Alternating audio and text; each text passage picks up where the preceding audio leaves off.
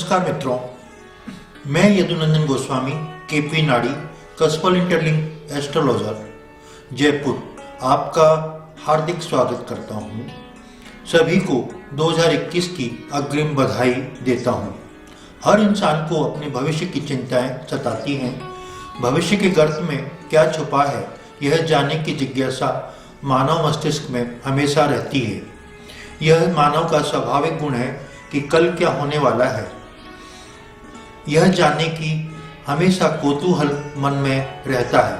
आज वह जिस स्थिति में है कल भी रहेगी, यानी यही स्थिति बनी रहेगी या बेहतर होगी या इससे भी खराब स्थिति रहेगी, यह जानने का प्रश्न नया वर्ष शुरू होने से पूर्व हमेशा रहता है।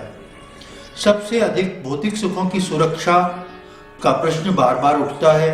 हर व्यक्ति अपने बेहतर जीवन जीने की कल्पनाएं लेकर उत्साहपूर्वक आगे बढ़ने का प्रयास करता है।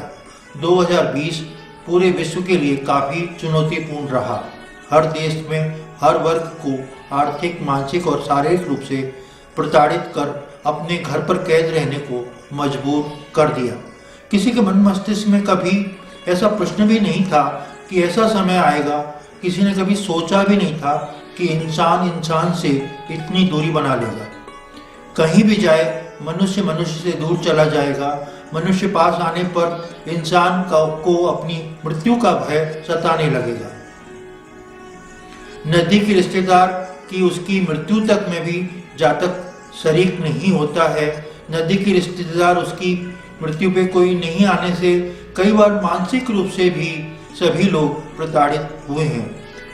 यह कुदरत का करिश्मा है कि इंसान ने जो स्वप्न में भी नहीं सोचा था वह गुजर गया।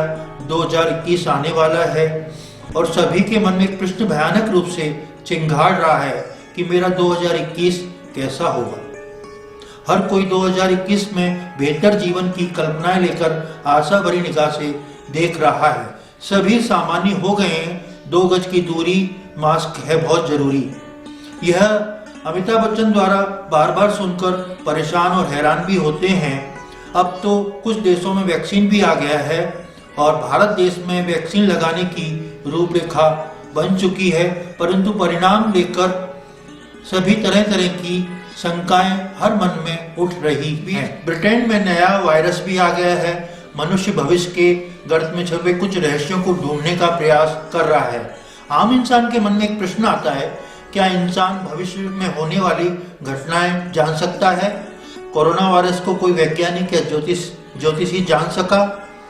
अपने अपने तरीके से इसका उत्तर देने का प्रयास करते हैं, किंतु किसी को भी एहसास नहीं था कि चीन से शुरू होने वाला ये वायरस पूरी दुनिया में इतना भयंकर रूप से तहलका मचा देगा। किंतु फिर भी हर इंसान 2021 के भविष्य के बारे में जानने को इच्छुक है। भारतीय ज्योतिष में भविष्य कथन किस प्रकार कहते हैं?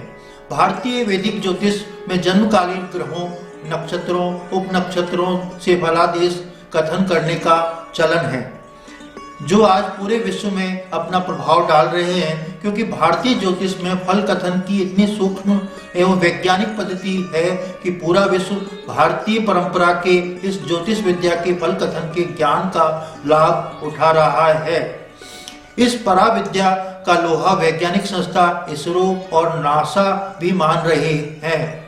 यही यहाँ के मंत्र शक्ति, ग्रहों के परिवर्तन की स्थिति का विस्तृत भारतीय ज्ञान के माध्यम से पूरी दुनिया तर्कसंगत आंकलन कर रही है।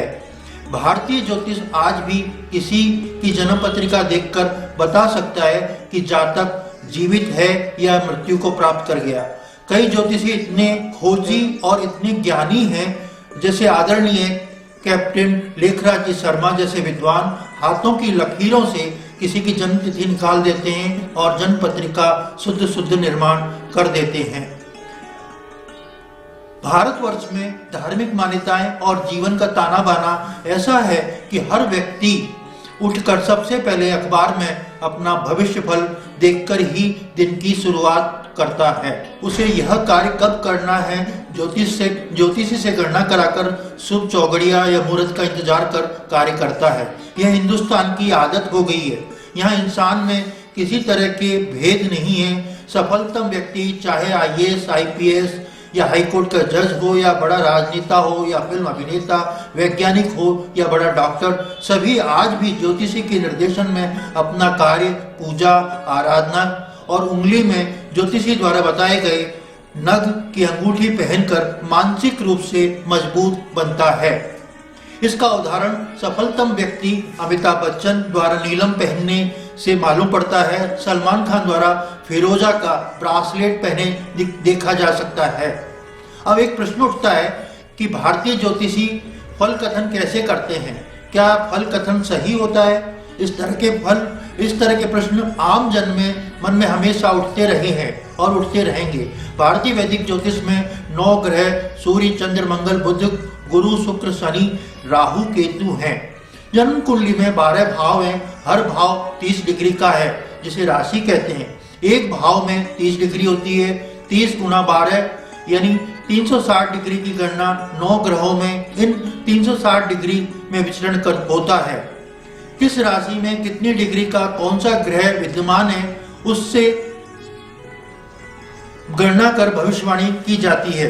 सूर्य प्रतिदिन 1 डिग्री चलकर 365 दिन में भचक्र का पूरा भ्रमण करता है और यह भचक्र 12 भाव, 9 ग्रहों की चाल और राशि और 27 नक्षत्रों में विभाजित है। हर नक्षत्र 9 हिस्सों में बांटा गया है। 249 हिस्सों में बढ़ गई, उसे उप नक्षत्र कहा गया। उप नक्षत्र के फल कथन की विधि को केपी पद्धति कहते हैं। उस नक्षत्र को फिर 9 हिस्सों में बांट दिया गया, जिसे उप नक्षत्र यानी सब लॉर्ड कहा गया, जो संख्या में 2193 है हिस्सों में बट गया। इसे कस्पल इंटरलिंक पद्धति कहते हैं, जिससे एक जन्म पत्रिका का 2193 हिस्से में बांटकर सूक्ष्म तरीके से विश्लेषण किया जाता है। इसे कस्पल इंटरलिंक कहते हैं। भारतीय वैदिक ज्योतिष, जिसे पाराशरी ज्योतिष भी कहते हैं। दक्षिण भारतीय ज्योतिषी कृष्णमूर्ति जी ने एक नई पद्धति का निर्माण किया, जिसे हम केपी पद्धति कहते हैं। केपी नाड़ी जैमिनी ऋषि द्वारा निर्मित फलादेश करने की विधि जैमिनी पद्धति कहा गया। अन्य कई तरीके से फलादेश करने के तरीके हैं, जिसके माध्यम से जातक का भविष्य कथन कर उसके भविष्य में होने वाली घटनाओं का चित्रण किया जाता है। जन्म कुंडली का निर्माण कैसे होता है? इसके लिए 3 सूचनाओं की आवश्यकता होती है। जातक की जन्म किस तिथि को हुआ है, किस समय हुआ है, किस स्थान पर हुआ है। इन तीनों का अपना महत्व है। यहाँ तिथि की जानकारी साधारण है। प्राय व्यक्ति को सभी को जानकारी होती है कि उसका जन्म किस दिनांक को हुआ है। हमें उस क्षण पहुंचना होता है जब जातक का वास्तव में जन्म हुआ है, क्योंकि जन्म समय की जानकारी सभी को सही नहीं होता है। हमें अर्थात जब जातक का माता से नाड़ी विच्छेदन हुआ उपरांत अलग हुआ, उसका अलग अस्तित्व निर्माण हुआ, वह जीवित भी है या नहीं, जब उसने पहली सांस ली अर्थात पहली बार रोया, तब उसका जन्म हुआ। हमें उस क्षण पहुंचना होता है जब जातक का जन्म हुआ, क्योंकि फलादेश करने के लिए जन्म समय का शुद्ध होना नितांत आवश्यक है। हमें जानना आवश्यक है कि जातक कितने बजकर कितने मिनट और कितने सेकंड में जन्म हुआ, क्योंकि चंद सेकंड में ग्रहों के सब लॉर्ड निरंतर परिवर्तनशील होते हैं, जो बदल जाते हैं।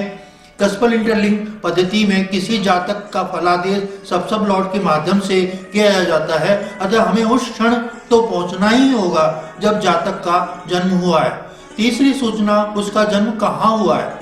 पृथ्वी के उस स्थान पर पहुंचना होगा जहां उसका जन्म हुआ है, अर्थात किस देश, किस नगर, किस मोहल्ले और किस अस्पताल में, और अस्पताल में भी किस कमरे में उस बालक का जन्म हुआ है।